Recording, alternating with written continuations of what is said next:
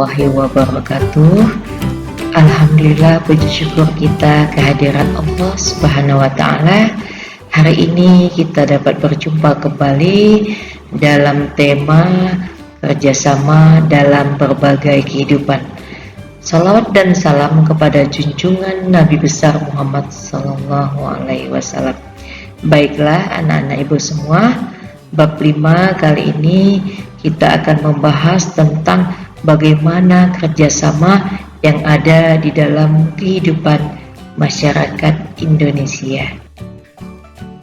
Adapun tujuan pembelajaran tema 5 ini adalah Ibu mengharapkan setelah mempelajari PowerPoint di sini, Anda mampu memiliki jiwa kerjasama dalam berbagai bidang kehidupan yang ada di masyarakat, sehingga kita menjadi manusia yang berguna bagi diri kita, agama, nusa, dan bangsa. Adapun bagian poin yang pertama adalah A. Kerjasama dalam berbagai bidang kehidupan. Kerjasama adalah kegiatan usaha yang dilakukan dua orang atau lebih untuk mencapai tujuan yang diinginkan atau tujuan bersama. Kerjasama dalam mengusir penjajah pada waktu kemerdekaan Republik Indonesia tanpa membedakan perbedaan suku, bangsa, agama, ras, dan antar golongan. Kemudian semangat kerjasama yang kita capai di dalam kemerdekaan itu menghasilkan kemerdekaan seperti yang kita nikmati sekarang ini. Adapun salah satu contoh kerjasama di masyarakat adalah gotong royong yang kita lihat baik di desa maupun di perkotaan. Walaupun di perkotaan sekarang ini anak-anak ibu melihatnya tidak seperti di desa. Kalau di desa, gotong royong itu lebih mencerminkan kekeluargaan, kemudian saling tolong menolong. Sementara di kota memang ada gotong royong, tetapi sudah tidak seperti di desa.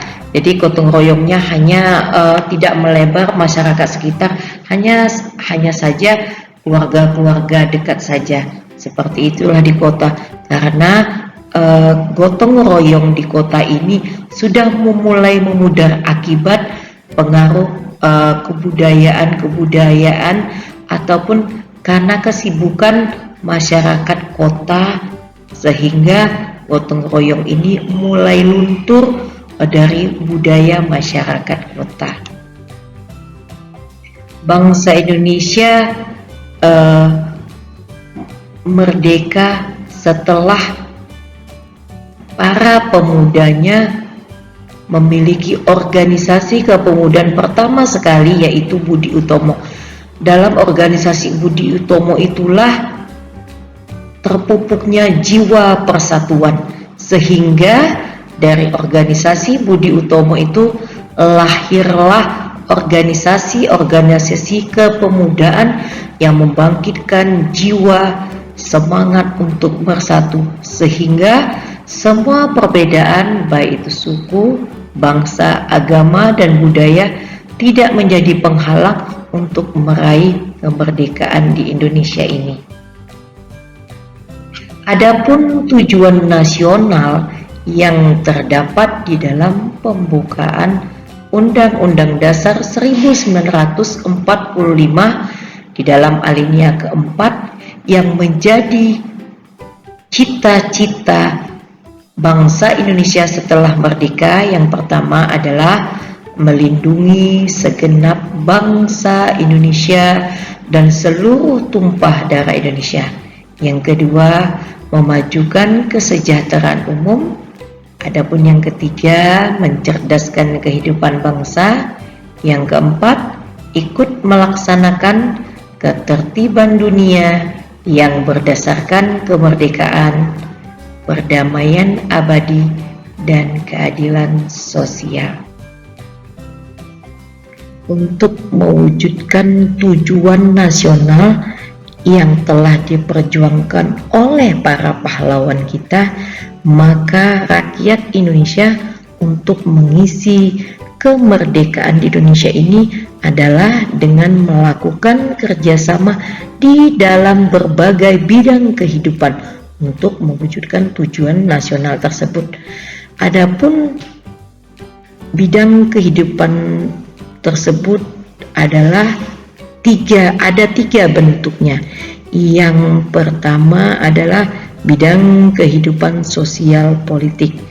Landasan kehidupan bidang sosial politik ini terdapat di dalam Pancasila Sila keempat yang bunyinya kerakyatan yang dipimpin oleh hikmat kebijaksanaan dalam permusyawaratan perwakilan. Jadi tidak manifestasi ataupun perwujudan dari sila keempat ini adalah musyawarah untuk menghasilkan sebuah mufakat. Contohnya anak-anak ibu mengadakan musyawarah untuk membersihkan kelas, itu adalah contoh musyawarah di sekolah. Kemudian bekerja membuat kelompok belajar untuk menyelesaikan apa yang telah diberikan oleh guru bidang studi. Seperti itu ya nak, contohnya. Musyawarah dan mufakat ini merupakan ciri khas kepribadian bangsa Indonesia sejak zaman nenek moyang kita, karena pada masa itu nenek moyang kita telah menerapkan musyawarah untuk menyelesaikan semua persoalan yang ada di lingkungan masyarakat pada waktu itu. Sehingga sampai sekarang nilai-nilai luhur yang ada di dalam musyawarah mufakat itu tetap kita lestarikan sampai saat ini. Adapun kerjasama di bidang kehidupan ekonomi di masyarakat kita terwujud dan digambarkan oleh pemerintah kita yang terdapat di dalam pasal 23A yang bunyinya pajak dan pungutan lain yang sifatnya memaksa untuk keperluan negara diatur dalam undang-undang. Jadi setiap pajak yang kita bayarkan ke negara kita itu dipergunakan untuk pembangunan, baik itu pembangunan fasilitas umum seperti rumah sakit, jalan-jalan raya, kantor-kantor pemerintahan, dan semuanya itu dipergunakan untuk masyarakat, sehingga masyarakat dapat menggunakannya sehingga taraf ekonomi masyarakat semakin meningkat karena mendapatkan kemudahan-kemudahan fasilitas yang disediakan oleh pemerintah kita. Adapun yang ketiga adalah pertahanan dan keamanan. Hal ini diatur di dalam pasal 30 ayat 1, yaitu tiap-tiap warga negara berhak dan wajib ikut serta dalam usaha pertahanan dan keamanan negara. Pada bab 4 sebelumnya kita telah membahas tentang bela negara. Di dalam pelajaran PPKN ini diajarkan bagaimana usaha dasar kita untuk membela negara Indonesia ini. Contohnya kalian ya nak sebagai pelajar, salah satunya adalah dengan belajar, dengan mematuhi peraturan di rumah, di sekolah, maupun lingkungan masyarakat, itu kalian telah belajar bagaimana membela negara. Kita mulai dari diri sendiri dulu ya nak, di sekolah dengan teman-teman, kemudian di rumah dengan anggota keluarga, saling menyayangi, saling menghormati antara anggota keluarga yang satu dengan lainnya, itu salah satu juga membela negara. 5 nilai dasar bela negara. Yang pertama adalah cinta tanah air. Yang kedua, kesadaran berbangsa dan bertanah air. Yang ketiga, keyakinan Pancasila, yaitu menerapkan nilai-nilai Pancasila dalam kehidupan sehari-hari. Yang keempat adalah rela berkorban. Rela berkorban ini misalnya anak-anak ibu semua, ketika anak-anak ibu belajar mengerjakan tugas, berarti anak-anak ibu telah merelakan waktunya untuk belajar daripada bermain HP ataupun bermain dengan teman-teman yang lainnya. Lebih mengutamakan untuk menyelesaikan tugas itu salah satu contoh rela berkorban. Contoh yang lain adalah misalnya di rumah dengan membantu tugas orang tua, menyapu misalnya ya, kemudian ikut membantu ayahnya mencuci mobil ataupun membantu pekerjaan rumah, itu juga salah satu rela berkorban. Kenapa? Berarti anak-anak ibu semua rela menyisihkan waktu untuk membantu orang tuanya daripada bermain atau menonton televisi. Seperti itu contoh rela berkorbannya. Kemudian memiliki kemampuan awal bela negara. Iya, salah satunya yaitu adalah belajar PPKN. Karena PPKN ini ditanamkan di jiwa para pemuda, para pelajar, bahwa bagaimana kita caranya untuk membela negara dengan melihat sejarah-sejarah perjuangan bangsa Indonesia.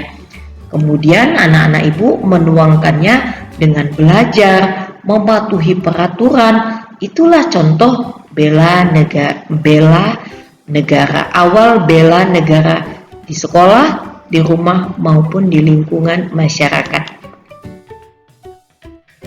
Yang keempat adalah antar umat beragama, yaitu kerjasama antar umat beragama.